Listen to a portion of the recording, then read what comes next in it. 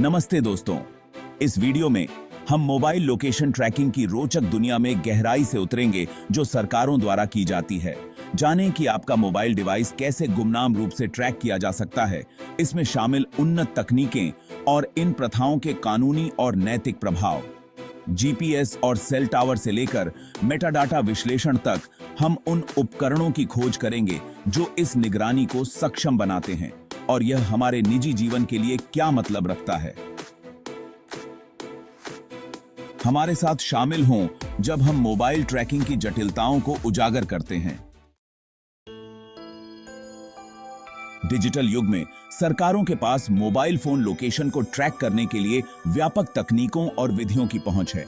यहां इस ट्रैकिंग के काम करने के तरीके, शामिल उपकरणों और इन प्रथाओं के निहितार्थ पर एक विस्तृत नजर डालते हैं।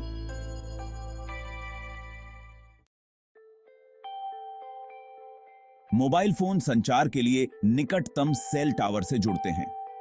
प्रत्येक टावर का एक निर्दिष्ट कवरेज क्षेत्र होता है।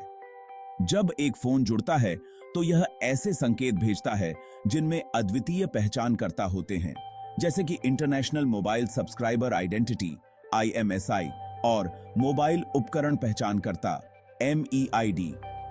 सरकारें सिग्नल की शक्ति और समय को मापकर एक फोन के लोकेशन को ट्रैक कर सकती हैं, जिसे त्रिकोणीयकरण कहा जाता है। उदाहरण के लिए, यदि एक फोन 3 अलग-अलग टावरों से जुड़ता है तो अधिकारियों को इसके लोकेशन की गणना करने में मदद मिलती है, जिसमें त्रुटि का मार्जिन 300 मीटर तक सटीक हो सकता है। कई स्मार्टफोन वैश्विक स्थिति निर्धारण प्रणाली (जीपीएस) क्षमताओं से लैस होते हैं। 4 उपग्रहों से संकेत प्राप्त करके एक फोन अपनी भौगोलिक स्थिति को सटीक रूप से निर्धारित कर सकता है। सरकारें इस जीपीएस डेटा तक पहुंच प्राप्त कर सकती हैं, जो अक्सर मोबाइल नेटवर्क ऑपरेटरों (MNOs) के सहयोग की आवश्यकता होती है। उदाहरण के लिए, आपराधिक जांच के दौरान कानून प्रवर्तन इस लोकेशन डेटा का अनुरोध कर सकती है, जो संदिग्ध के आंदोलनों को अद्भुत सटीकता के साथ इंगित कर सकता है। मोबाइल डिवाइस भी वाईफाई नेटवर्क से जुड़ते हैं, जो अतिरिक्त ट्रैकिंग क्षमताएं प्रदान करते हैं। प्रत्येक डिवाइस का एक मीडिया एक्सेस कंट्रोल (MAC) पता होता है, जिसका उपयोग इसके लोकेशन को वाईफाई नेटवर्क के भीतर ट्रैक करने के लिए किया जा सकता है।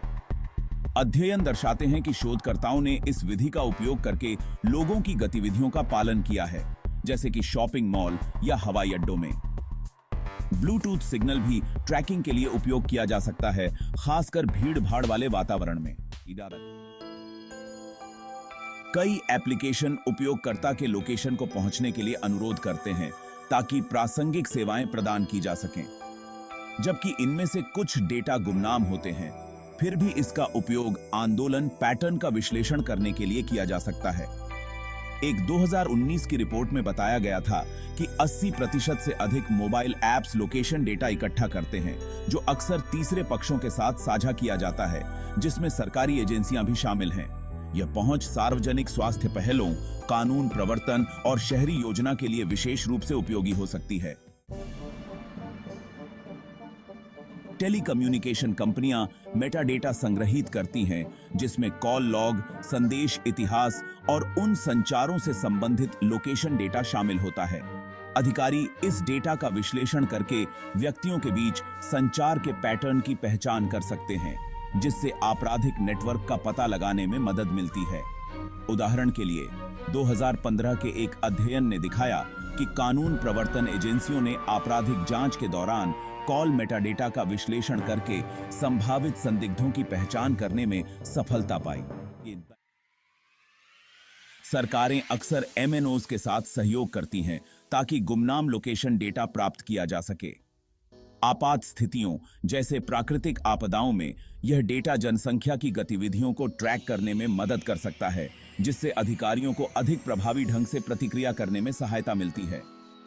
उदाहरण के लिए, 2012 में हरिकेन सैंडी के दौरान गुमनाम मोबाइल डेटा ने आपातकालीन सेवाओं को निकासी के पैटर्न का आकलन करने में मदद की और संसाधनों को उचित रूप से आवंटित किया। हालांकि सरकारों के पास मोबाइल डिवाइस को ट्रैक करने की क्षमता है, लेकिन कानूनी ढांचे और नैतिक विचारधाराएं भी मौजूद हैं। कई देशों में कानून प्रवर्तन एजेंसियों को मोबाइल प्रदाताओं से विशिष्ट लोकेशन डेटा तक पहुंचने के लिए वारंट की आवश्यकता होती है। अमेरिका में 2018 में सुप्रीम कोर्ट का एक ऐतिहासिक निर्णय ने स्थापित किया कि कानून प्रवर्तन को ऐतिहासिक सेल साइट लोकेशन जानकारी तक पहुंच प्राप्त करने के लिए वारंट की आवश्यकता होती है, जो नागरिकों के लिए गोपनीयता सुरक्षा की आवश्यकता को रेखांकित करता है। हालांकि कुछ देशों में व्यापक निगरानी कानूनों के तहत सरकारें व्यक्तिगत वारंटों के बिना लोकेशन डेटा प्राप्त कर सकती हैं, अक्सर राष्ट्रीय सुरक्षा के कारण। उदाहरण के लिए, यूके का इन्वेस्टिगेटरी पावर एक्ट अधिकारियों को विशिष्ट परिस्थितियों में विभिन्न प्रकार के डेटा तक पहुंचने की अनुमति देता है, कभी-कभी व्यक्तिगत वारंट की आवश्यकता के बिना। मोबाइल लोकेशन को ट्रैक करने की क्षमता महत्वपूर्ण नैतिक और गोपनीयता संबंधी चिंताओं को उठाती है। गोपनीयता के अधिवक्ता तर्क करते हैं कि ऐसी प्रथाएं सामूहिक निगरानी और शक्ति के दुरुपयोग की ओर ले जा सकती हैं। जन राय मिश्रित है। जबकि कुछ व्यक्ति गोपनीयता के उल्लंघनों को लेकर चिंतित हैं, अन्य इन उपायों का समर्थन करते हैं ताकि सुरक्षा और अपराध रोकथाम में सुधार हो सके। कोविड-19 महामारी के दौरान एक सर्वेक्षण में पाया गया कि 65% उत्तरदाता सार्वजनिक स्वास्थ्य उद्देश्यों के लिए लोकेशन ट्रैकिंग के लिए सहज थे, जो गोपनीयता और सुरक्षा के बीच जटिल संबंध को उजागर करता है। सरकारों की मोबाइल फोन लोकेशन को ट्रैक करने की क्षमता उन्नत तकनीकों, कानूनी ढांचे और नैतिक विचारों से संबंधित है। जैसे जैसे तकनीक विकसित होती है, ट्रैकिंग विधियां भी विकसित होती रहेंगी, जिससे गोपनीयता, अधिकारों और सरकारी प्राधिकरण पर चल रही सार्वजनिक चर्चा की आवश्यकता होगी। इन प्रणालियों को समझना व्यक्तियों को उनके डिजिटल फुटप्रिंट्स और उनके जुड़े जीवन के निहितार्थ के बारे में सूचित निर्णय लेने में सक्षम बनाता है। अगर आपको यह वीडियो पसंद आया हो तो कृपया चैनल को सब्सक्राइब करें, वीडियो को लाइक करें और इसे अपने दोस्तों के साथ साझा करें। धन्यवाद।